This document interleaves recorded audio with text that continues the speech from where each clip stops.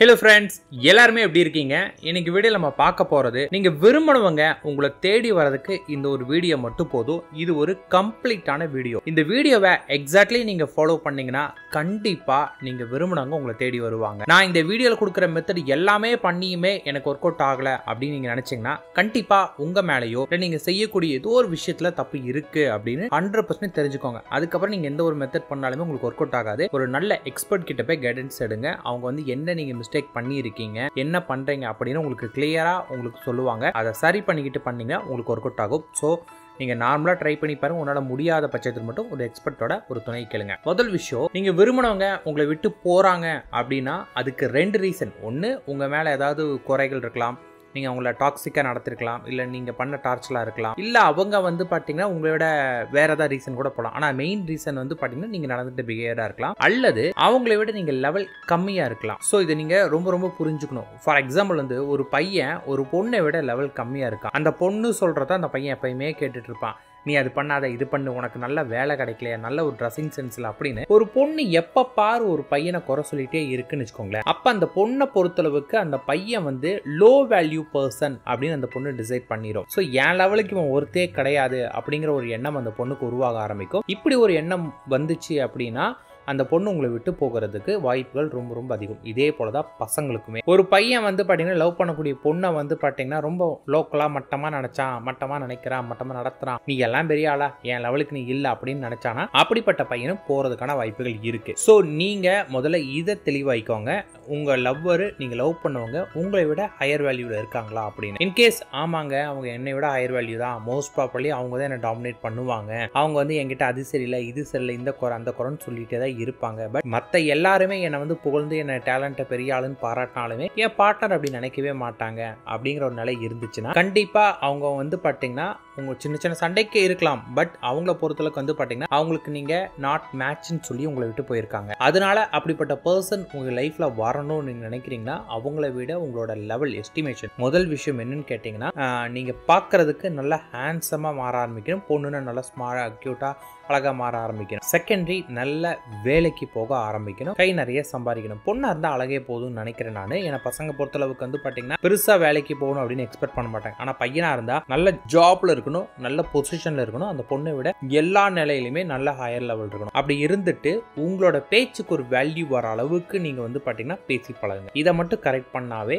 அந்த பொண்ணா இருந்தாலும் சரி, இந்த பையனா இருந்தாலும் சரி, அகைன் உங்க லைஃப்ல வருவாங்க. அந்த லைஃப் உங்களுக்கு மேரேஜுக்கு போகும். இல்ல உங்களை வந்து அவங்க லோவர் வேல்யூவா தான் பார்த்துட்டு இருக்காங்க அப்படின்னு கேட்டீங்கன்னா அது நிலைக்கிறது கொஞ்சம் கஷ்டம். ஸோ நீங்க முதல்ல எதை சரி பண்ணுனா இதை சரி பண்ணிக்கோங்க. அடுத்தது மெத்தட்ஸ்குள்ள போறோம். இல்லைங்க அப்படிலாம் ஒன்றும் கிடையாதுங்க, எங்களுக்குள்ள நாங்க போட்ட சண்டை மிஸ் அண்டர்ஸ்டாண்டிங்ல தான் காரணம் அப்படின்னா நான் சொல்லக்கூடிய விஷயங்களை ஸ்டெப் பை ஸ்டெப் நீங்க ஃபாலோ பண்ணணும். ஃபர்ஸ்ட் என்ன பண்ணணும் அப்படின்னு கேட்டீங்கன்னா, அவங்க உங்களை விட்டு போயிட்டாங்க, என் கூட பேசுறது இல்ல, என்னை விட்டு மறந்துட்டாங்க, இப்ப வேற ஒரு பொண்ணோட பழகிட்டு இருக்காங்க, வேற ஒரு பையனோட பேசிட்டு இருக்காங்க அப்படின்னு இந்த நெகட்டிவான விஷயங்கள் எல்லாம் ஸ்டாப் பண்ணிட்டு டெய்லியும் தூங்குறதுக்கு முன்னாடியும் காலையில எழுந்த உடனே விஷுவல் பண்ணுங்க. அந்த விஷுவல் எப்படி இருக்கணும்னு கேட்டீங்கன்னா, உங்க லவர் உங்ககிட்ட நேரா வராங்க, உங்க கையை பிடிக்கிறாங்க, பேசுறாங்க, 2 பேருமே பயங்கர சந்தோஷமா இருக்கிறீங்க, உங்களோட அன்பை வெளிப்படுத்திக்கிறீங்க, சந்தோஷமா சிரிக்கிறீங்க, உங்க லவ் எக்ஸ்ட்ரீம் லெவல் பாண்டிங்கா இருக்கு. இந்த மாதிரி விஷுவல் பண்ணும். இங்க வந்து பாத்தீங்கன்னா எமோஷனல் கலந்த ஒரு விஷுவலேஷன். நைட் நீங்க தூங்குறதுக்கு முன்னாடியும் காலையில எழுந்த உடனே முதல்ல நீங்க இதை தான் பண்ணணும். இப்படி நீங்க பண்ணும்போது அது என்ன ஆகும் அப்படின்னு கேட்டீங்கன்னா, உங்க மைண்ட்ல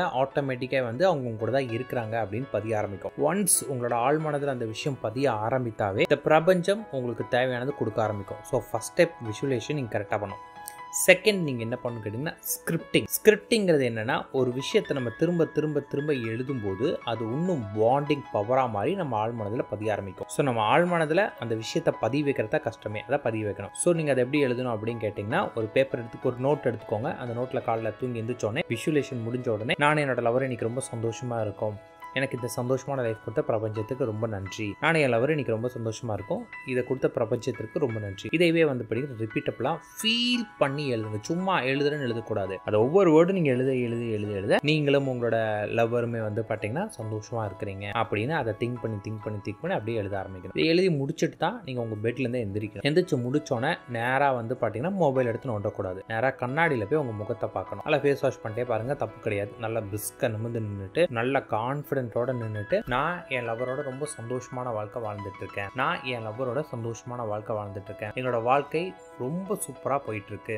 எங்களோட வாழ்க்கை ரொம்ப சூப்பராக போயிட்டுருக்குது, சீக்கிரமே எங்களுக்கு கல்யாணம் நடக்க போகுது, சீக்கிரமே எங்களுக்கு கல்யாணம் நடக்க போகுது. இந்த 3 மட்டுமே திரும்ப திரும்ப திரும்ப திரும்ப நீங்கள் சொல்லணும். இது வந்து பார்த்தீங்கன்னா காலையிலையும் சொல்லணும், அதே போல் நைட்டும் சொல்லணும். சரிங்களா? இது வந்து காலைல நைட் அப்படின்னு 2 நேரமும் சொல்லணும். அடுத்தது ஒரு ஸ்விட்ச் வேர்டு நீங்கள் யூஸ் பண்ணணும். ஸ்விட்ச் வேர்டு எப்போ வேணாலும் நீங்கள் பயன்படுத்தலாம். இந்த நேரம் தான் பண்ணணும், இப்படி தான் பண்ணுங்கிற அவசியம் கிடையாது. ஸ்விட்ச் வேர்டு என்னன்னா together, divine, love, now. Together, divine, love, now. இதை எப்படி யூஸ் பண்ணணும் அப்படின்னு கேட்டிங்கன்னா அவங்கள அப்படியே கண்ணை மூடிக்கிட்டு அவங்கள நினச்சிக்கிட்டே இந்த சுவிட்சோட சொல்லணும். இதை வந்து 108 முறை சொல்லணும். இதை உங்களுக்கு எப்போ டைம் கிடைக்குதோ அப்போ சொல்லணும். அதே போல் வந்து பார்த்தீங்கன்னா 3-6 மெத்தடும் இது கூட நீங்கள் இன்க்ளூட் பண்ண முடியும். 3-6-9 மெத்தட் எப்படி யூஸ் பண்ணுறது அப்படின்னு கேட்டிங்கன்னா அதே டைரியில் வந்து பார்த்தீங்கன்னா உங்களுக்கு எப்போ மார்னிங் ஃப்ரீயாக இருக்கிறப்ப வந்து பார்த்தீங்கன்னா நானும் என்னோட லவரும், அந்த லவர்ன்றதுல அவங்களோட பேர் கூட போட்டுக்கோங்க. அவங்களோட பேரை போட்டு நானும் என்னோட லவர் ரொம்ப சந்தோஷமான வாழ்க்கை வாழ்ந்துட்டு இருக்கோம், இதை கொடுத்து பிரபஞ்சத்துக்கு நன்றி அப்படின்னு காலையில் 3 தடவை, அடுத்தது மதியானம் 6 தடவை, நைட்டு 9 தடவை, இந்த மாதிரி டெய்லி எழுதிட்டே வாங்க. இது நீங்கள் பண்ண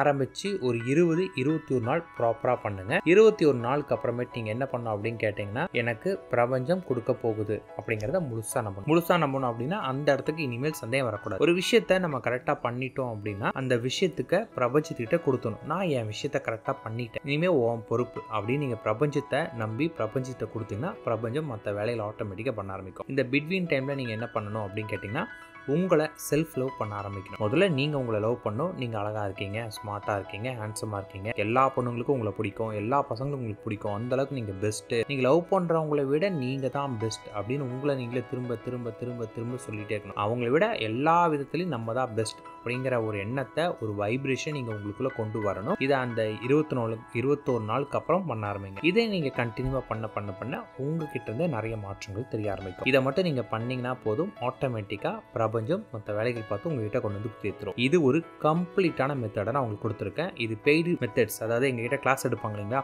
அவங்களுக்கு கொடுக்க வேண்டியது உங்களுக்கு நாங்கள் கொடுத்துருக்குறோம். ஸோ ப்ராப்பராக யூட்டிலைஸ் பண்ணிக்கோங்க, உங்களுக்கு ஒர்க் அவுட் ஆகும். நான் இதில் எந்த மெடிசன்ஸ் எல்லாம் யூஸ் பண்ண சொல்லவே கிடையாது, பிகாஸ் அது ஒவ்வொருத்தரோட கேரக்டர் அந்த மாதிரி மாற ஆரம்பிக்கும். ஆனால் இந்த மெத்தட் 100% ஒர்க் அவுட் ஆகும். இந்த மெத்தட் நான் பண்ணியுமே எனக்கு ஒர்க் அவுட் ஆகலைங்க, எனக்கு எந்த ஒரு மாற்றமும் தெரியல, எந்த ஒரு சேஞ்சஸுமே தெரியலன்னா நீங்கள் ஏதோ தப்பு பண்ணிட்டு இருக்கிறீங்கன்னு அர்த்தம். அதுக்கு ஒரு நல்ல எக்ஸ்பர்ட் கிட்ட போய் சஜஷன் கேளுங்க. அவங்க பின் பாயிண்ட் பண்ணுவாங்க, நீ இந்த தப்பு பண்ணுற, இந்த மிஸ்டேக் பண்ணுற, இதனால தான் அப்படி நடக்குன்னு சொல்லுவாங்க. அதை சரி பண்ணிட்டீங்கன்னா நீங்கள் ஆசைப்பட்ட வாழ்க்கை உங்களுக்கு கிடைக்கும். ஒரு விஷயம் நமக்கு நடக்கல கிடைக்கல அப்படின்னா நம்ம என்ன தப்பு பண்றேன்னு பார்க்கணும். அதை விட்டுட்டு நடக்கல கிடைக்கலன்னு அழுதுகிட்டே புலம்பிட்டே இருக்கக்கூடாது. பிகாஸ் நம்ம வாழக்கூடிய வாழ்க்கை எதுக்கு? நம்ம வாழ்ற வாழ்க்கை நம்ம விரும்பின மாதிரி நமக்கு இருக்கணும். நம்ம வாழ்றது ஒரே டைம் தான், அந்த ஒரு டைம் நம்ம ஆசைப்பட்ட மாதிரி வாழணும். அதனால அதுக்கு என்னென்ன பண்ண முடியுமோ எல்லாமே பண்ணுங்க. All the best.